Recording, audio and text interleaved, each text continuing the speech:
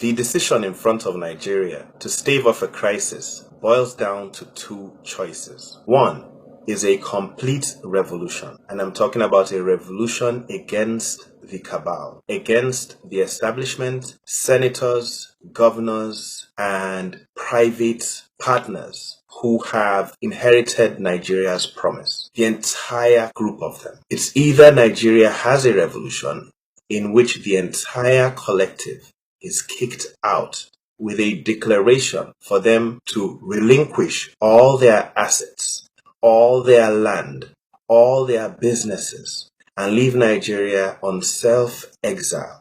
And this includes the National Assembly.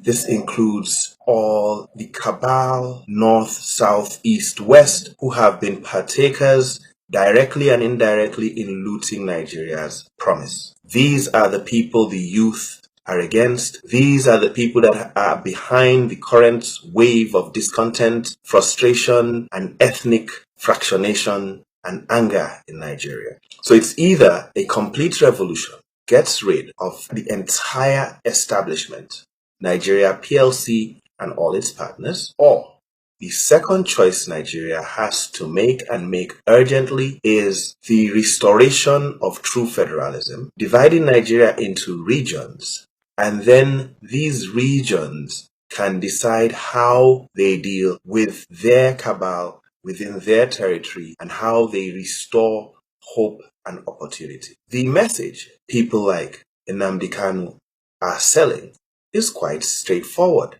Nigeria's promise has been looted. The people are suffering. There is no tap water. Tap water we still don't have. Refineries do not work. Each government comes and says they want to sell the refineries. Why do they want to sell the refineries? Because the cabal want to buy them. As simple as that. Nothing works in Nigeria. And the reason why nothing works is because certain people hold on to all the promise.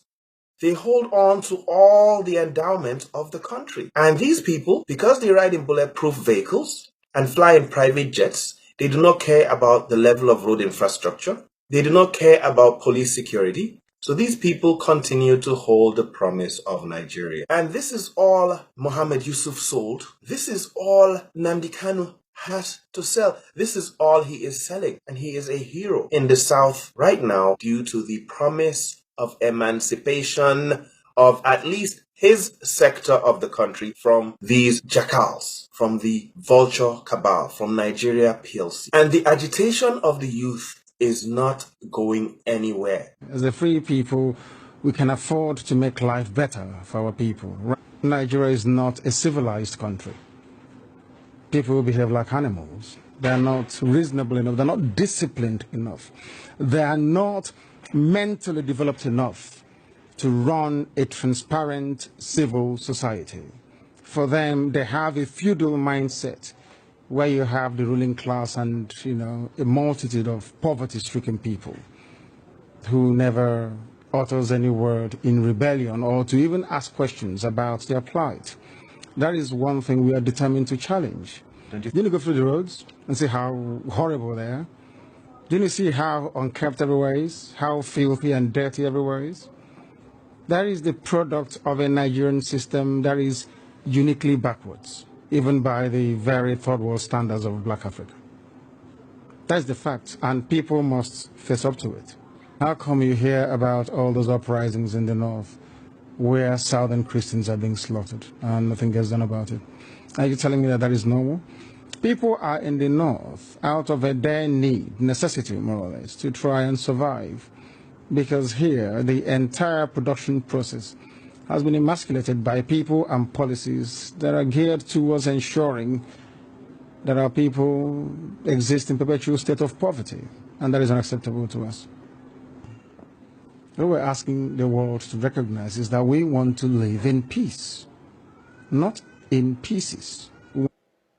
And this is a similar desire shared by Ojukwu and my very self. There is no reason for us to continue to carry last. The first few years of independence were not too bad, but there were a lot of unfulfilled ambitions of the Nigerians, because In those days, we thought that once you got independence, you were free and everything worked, and you joined the higher league of nations internationally discussing what went on.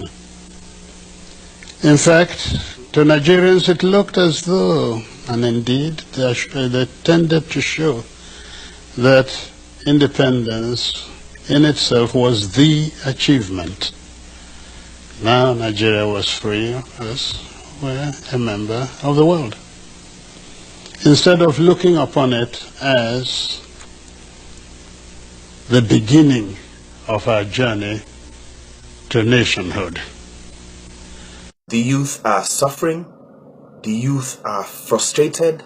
There is no promise for the youth. The youth are not involved in government, and corruption continues to permeate all arms of government till date. Several months after, Babachir grass cutter is being covered by the Nigerian government. That's the Buhari Osinbajo government. 43 million stash in Ikoyi is being covered by the Nigerian government. And this is the same government that massacres the youth when they protest on the streets of Kaduna or protest in Onitsha. I'm talking about kills them. They are no longer alive. No apology. They've been secretly buried, as we see in media reports in Zaria. The youth have been secretly buried, as we see in reports in Onitsha. This is what they do to the youth who protest their agitations. But when you have corrupt cabal, the protected cabal who this revolution is all about, is a war against these cabal. When these cabal loot the promise, when they loot from IDPs, victims of Boko Haram, when they loot millions of dollars meant for Nigeria's future, when they loot millions of dollars meant for Nigeria's upkeep, this government shields them. Months and years later, Halliburton scandal, Atiku Abubakar shielded. Halliburton scandal, Obasanjo shielded. This is the crux of the problem. And this is what Nigerian youth have decided they shall have no more of. The cabal are afraid. They see it coming. Babangida has called for restoration of regionalism. All groups, politicians are beginning to join us in calling for it, because that is one of the only options Nigeria has on the table. It's two options, and it's time people think about these options and choose which one favors them more.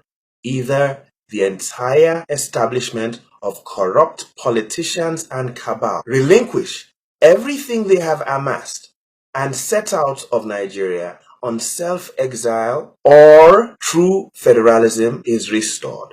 And the premier of each region can decide how they want to advance their region and how they want to tolerate their cabal within each region, and the regions can compete with each other towards progress and fulfillment of the promise that a nation should guarantee its citizens.